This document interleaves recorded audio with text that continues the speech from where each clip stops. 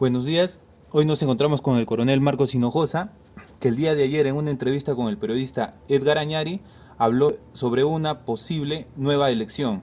¿Qué nos podría referir al respecto, señor Marcos? Lo dije en forma clara, porque me asiste la razón y la verdad.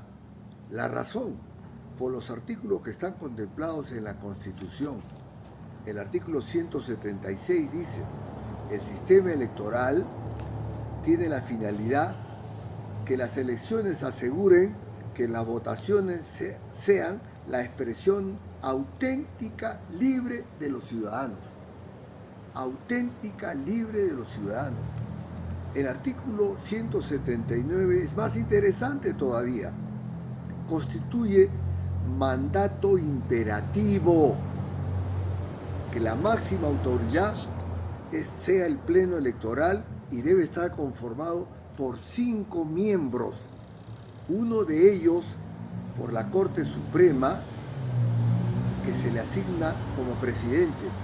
El segundo por votación secreta de los fiscales supremos. El tercero por votación secreta del Colegio de Abogados de Lima, así como también de la elección secreta de los decanos de Derecho de las universidades públicas. Votación secreta, el quinto, por los decanos de las universidades privadas. 5. Mandato imperativo. No puede haber 4. Y si faltaba uno porque el Colegio de Abogados no ha querido nombrar, es el presidente que debería exigir, digo subrayo, exigir, pero no puede ser como ahora, que son 4. Por lo tanto, el presidente tiene doble votación. Así no es. Pero en sus resoluciones, ¿qué dice? Por elección mayoritaria. Es mayoritaria cuando solamente son 4. Además, este artículo 179 es recontra súper clara. Constituye mandato imperativo. 5. El otro artículo dice 142. Es interesante que que constituyen sus resoluciones no son revisables judicialmente, pero este señor tiene doble votación. Otro aspecto que nos llama a pensar, por eso digo razón. Miren, muchas autoridades, como el doctor Lama Puccio, ha mencionado que efectivamente ha habido irregularidades. Constitucionalistas conocidos, el doctor Urbiola, que está asumiendo la defensa, el doctor Gersi y otros más. El otro detalle que tengo que mencionar, el 363 habla de una nulidad temporal parcial, como en este caso se comprueba que las actas X y Z con elección y con discusión deben ser eliminados o dejar sin efecto en forma temporal. Sí se puede, artículo 363. Por ello es que la razón me asiste. Y la verdad, ¿cuál es la verdad? Las diferentes irregularidades que escuchamos día a día en los diferentes canales, particularmente de aquellas que defienden la democracia y la libertad de nuestro Perú. Al principio eran cientos, ahora son miles de situaciones irregulares, situaciones, una mesa, 3 familiares, a pesar de que ellos han salido a decir que pueden apellidarse igual y no lo son. Hay otro detalle más que ha salido, ¿no? En la célula de votación, como 10, 20 personeros he escuchado decir que yo voté, yo firmé, habían tal número, y sin embargo en el acta no figura lo que pasó en el momento de la votación. Son irregularidades. No queremos mencionar fraude todavía, pero son aspectos que nos llaman tremendamente la atención. Hoy día he leído y he escuchado la carta, el oficio que le ha enviado el congresista Otto Gingovic a la doctora Zoraida Ábalos Rivera, fiscal de la Nación. Pero ¿por qué le manda a la Fiscalía? Para que estos indicios sean comprobados como prueba, para que haga en la Fiscalía peritaje, testigos, etc. ¿Y qué le dice en el párrafo 2? Que lo voy a leer, para no equivocarme. Ustedes, el capacitador de Castillo, le decía a los personeros, ustedes tienen que estar a las 6 de la mañana, tienen que ser los primeros que estén en la mesa. Ahora hay otro tema muy importante. ¿Qué pasaría si falta personal que sean convocados como miembros de mesa? ¿Quiénes van a ser elegidos? ¿Qué va a suceder? Si son nombrados ustedes que están adelante, los votos son para nosotros. Entonces es preferible que estén temprano, 6 de la mañana. Y si el personal escoge a 3, ellos van a ser de nuestro grupo, por ser miembros de mesa. Entonces esta mesa es de nosotros. Tercer párrafo. Esto demuestra una intención de vulnerar la voluntad popular, aprovechando cualquier desajuste, como son las ausencias de los miembros de mesa nombrados. Este oficio ha sido confeccionado por el congresista Gingovic y enviado a la fiscal de la Nación para que sean ellos los que hagan las pericias necesarias y constituya prueba plena. Miren todas esas cosas que se están dando, irregularidades, más indicios, números, y todos los días se incrementan. Pero este jurado nacional, que no tiene el número completo y constituye ello mandato imperativo. Esa es la verdad, razón y verdad. Por lo tanto, he pedido que se anule y se convoque a una segunda elección. Austria, un país más adelantado que nosotros, lo ha hecho. Se comprobó, constituyeron pruebas plenas y se ha convocado a una nueva elección. ¿Quién lo puede hacer? El Congreso. Mencioné que el artículo 363 se puede anular en forma parcial. Dice así el artículo que he mencionado. Por lo tanto, estamos ante un hecho punible, ante un hecho que está sucediendo en nuestro país, más aún que el que ingrese, el que ocupe el sillón presidencial, va a ser el presidente de un gobierno que va a mandar 5 años nuestro país, más aún que va a ser el gobierno del bicentenario. Y no es posible, amigos, que tengamos una persona que no ha sido elegido por voluntad de los pueblos, por voluntad de nosotros, de ninguna manera. Por ello mencioné que debe anularse y de ir nuevamente a la segunda vuelta. Señor Marcos, también nos habla sobre el Foro de Sao Paulo. ¿Qué nos podría mencionar al respecto? Mire, gracias. Hay muchos jóvenes que no saben algún aspecto relacionado al Foro de Sao Paulo. Yo les voy a mencionar 1989, cae el muro de Berlín. 89. Fidel Castro ya era presidente de Cuba, el más del socialismo. Cuba se estaba quedando sin combustible, toda vez que el único país que le vende es Irán.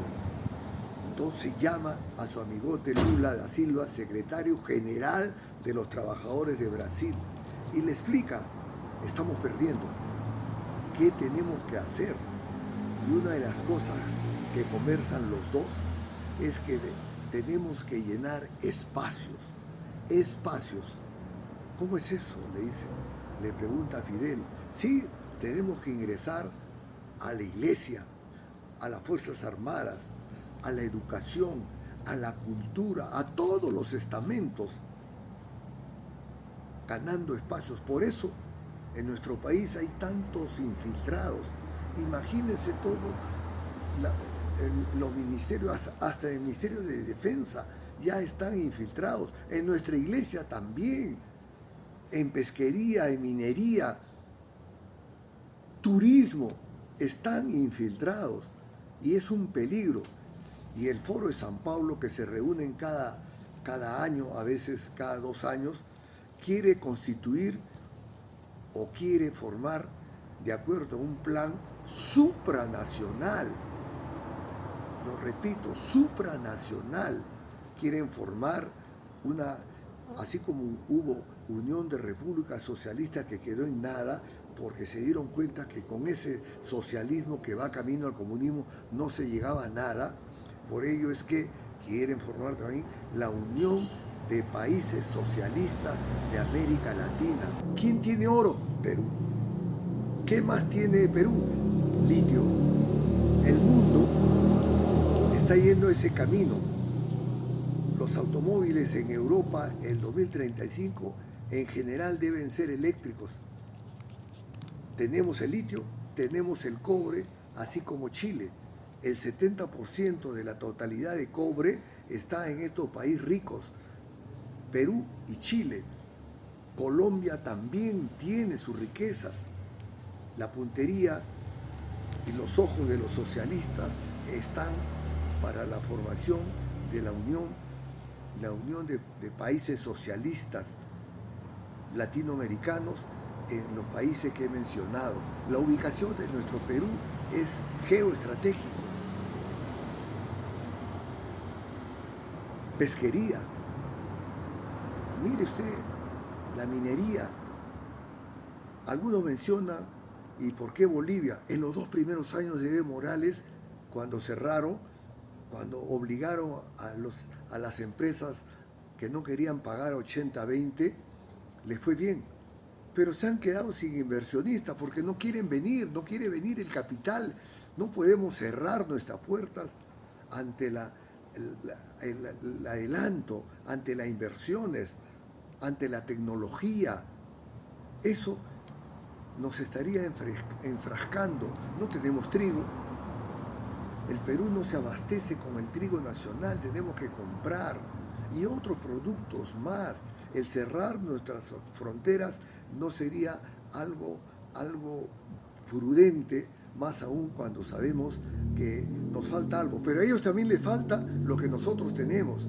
Por eso constituimos una potencia mundial. Le han echado el ojo, y esto que se ha hecho con las elecciones no es solo el año pasado, de años. Yo me atrevería a decir 10 años. Ha sido sistémico. Hay un sinfín de situaciones que me permiten decir, ante la pregunta que me has hecho, que los socialistas han estado ahí complotando, intentando hacer conflictos internos, y en el Foro de San Pablo le dice claramente que ya no uses las armas para tomar el poder. Ya no. Comprobaron el 92 que Abimael Guzmán había sido capturado por errores y porque nuestra Fuerza Armada y Policía Nacional las tiene bien puestas. Los capturamos a este delincuente genocida, asesino, y que se pudre en la cárcel. Eso ocasionaron más de 66.000 muertos. Y por ese camino no iban a llegar. Igual en Salvador, por las urnas, emplea el aparato político, gana espacios. ¿Por qué ganar espacios? Para que la gente del socialismo, los caviares que se llamen, se infiltren en educación, en turismo, en las Fuerzas Armadas, en todos los estamentos, y lo estamos viendo. Señor Marcos, usted menciona sobre las Fuerzas Armadas. ¿Qué comentario o cuál es su apreciación sobre lo manifestado por la ministra de Defensa? Esos comentarios lo ha hecho algunos excomandantes generales del Ejército, de la FAB, de la Marina y muy pocos de la Policía, que ya están en situación de retiro. La ministra ha dicho que va a tomar acciones por emplear emblemas. Oiga, señora ministra, yo soy coronel del Ejército en situación de retiro y al pasar he vuelto a tener opciones que me da ser civil, como la libertad de expresión. Usted ni nadie me puede cortar a ningún oficial en retiro, general, almirante, comandante, coronel, etcétera, esa libertad de expresión. Y eso es lo que han hecho ellos. El rango va con nosotros, muere con nosotros. Hasta el día que me muera seré un señor coronel, así como el médico. El médico que ya no trabaja sigue siendo médico, doctor en medicina, el ingeniero igual, el arquitecto de igual forma, no pierde el rango, el profesor igual forma, también. Usted no es nadie para cortarnos lo que la ley nos otorga. Y ese pronunciamiento, así se llama, pronunciamiento democrático de los comandantes generales y de los generales, almirantes del Ejército, la Marina, aviación, y los pocos de la Policía, hay que leerlo bien, porque ellos lo que quieren es libertad, quieren a su Perú, porque es nuestra generación, la generación anterior y dos después, la que luchamos, la que dimos la vida para que nuestro Perú se recupere de estos sanguinarios, de estos genocidas de Sendero Luminoso. Usted está equivocada, señora ministra, y menciono y coincide que son caviares, ¿no? Acordémonos cuando Sagasti, el presidente de turno de un gobierno de transición y de emergencia, al congresista de la Comisión de Constitución trató de presionarlo y le mencionó que vas a tener oposición más grande que en noviembre. Eso, ¿qué mensaje? Usted, amigo que me está escuchando, ¿qué mensaje? Quiere decir que en noviembre a esos jóvenes que le dieron el nombre de Bicentenario, sí fueron formados por los morados. Y Sagasti, ¿qué cosa es? Esa forma de presionar a un miembro del Congreso. Ahora uno piensa, ¿se acuerdan cuando el fumador del Congreso, ¿cómo se llama? Olivares, con Belaúnde, se pasearon por todas las comisarías diciendo hay desaparecidos, que existe una gran cantidad de desaparecidos, detenidos por la policía? Y días después, horas después, ningún desaparecido, ningún detenido. Ahora también el muerto que hubo puede haber sido, salió un perito, mencionó que había sido disparado de atrás. La verdad va a salir, tiene que salir. Por encima de todo está nuestro Perú, nuestra democracia, y eso me anima a seguir comentando que debe haber una nueva constitución.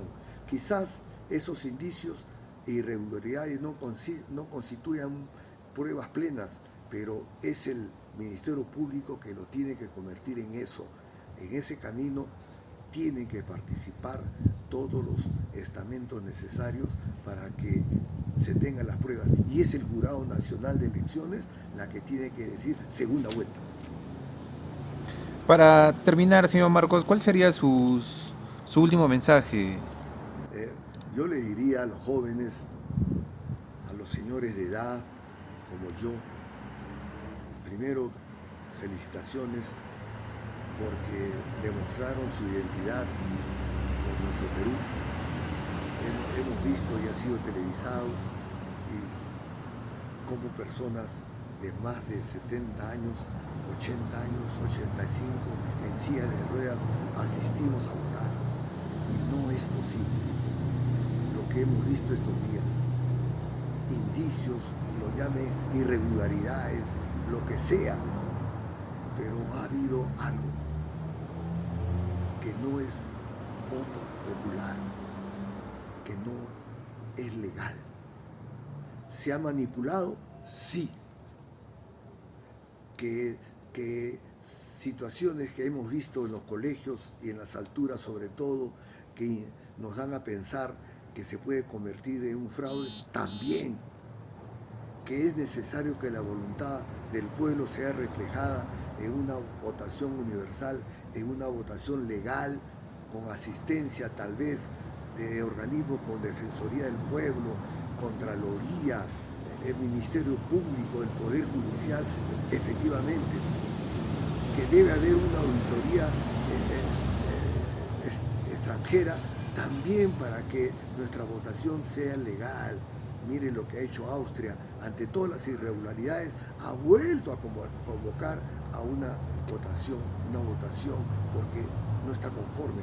Y eso es lo que queremos, que nuestro Perú siga adelantándose, siga adelante. Nuestro Perú que constituye una potencia mundial y estos rojos, estos señores que no obran en forma correcta, deben entender que por encima de todo la verdad va a salir y el Perú está primero.